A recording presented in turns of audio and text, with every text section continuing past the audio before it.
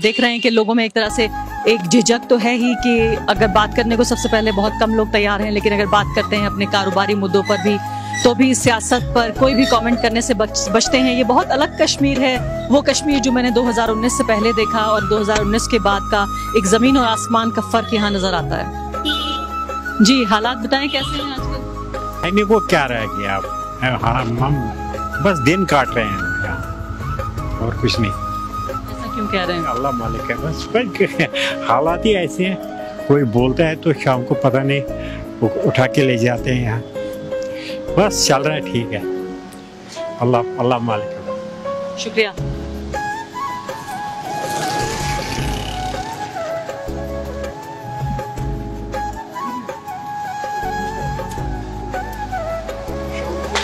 तो यहाँ श्रीनगर के इस पुराने शहर में कई घंटे यकीन जानिए गुजारने के बाद मैंने पूरी दोपहर और लगभग शाम यहाँ गुजार दी है। दर्जनों लोगों के इनकार के बाद कि कोई भी हमसे बात नहीं करना चाहता, यहाँ 2-4 लोगों ने कम से कम हमसे अपनी जो कारोबारी समस्याएं हैं, जो आर्थिक समस्याएं हैं, वो तो बांटने की कोशिश की, लेकिन कोई भी ऐसा शख्स नहीं था जो सियासत पे बात करने को तैयार होता।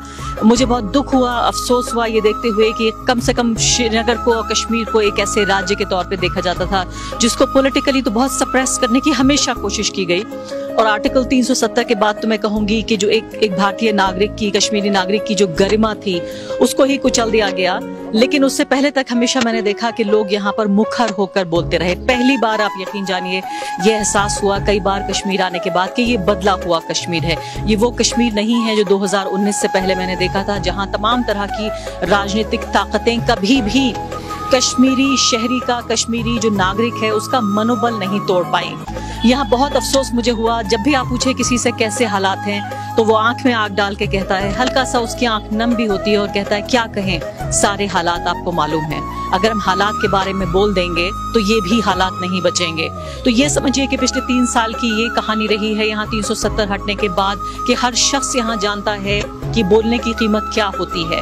जो एक आज़ादी भारत के संविधान के तहत तमाम तरह की परेशानियों के बावजूद, आर्थिक, सामाजिक, मैंने कहा कि कभी भी ऐसा नहीं हुआ कि कश्मीर में समस्याएं ना रही हों। कश्मीर समस्याओं का गढ़ रहा है, लेकिन फिर भी कम से कम इतनी आज़ादी और इतनी हिम्मत एक कश्मीरी नागरिक में हुआ करती थी कि वो सीना ठोक के अपनी परेशानियों को कहा करता था, उसका इजहार किया करता था।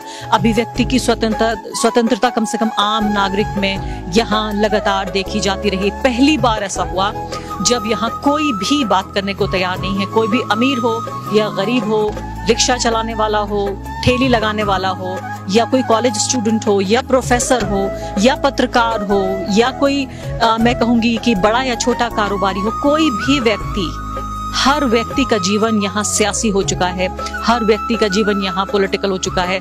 मैं उम्मीद करती हूँ कि ऊंचे पायदानों पर बैठे हुए वो सियासतदान जो कश्मीर के लिए बड़े बड़े फैसले कर दिए, जिन्होंने बिना कश्मीरियों को अपने साथ रखे हुए, बिना कश्मीरियों से बातचीत किए हुए, मशवरा किए हुए, इस नए कश्मीर को देखकर उनका दिल कम से कम थोड़ा जरूर दुखेगा कि क्या वो यही चाहते थे कश्मीर के लिए।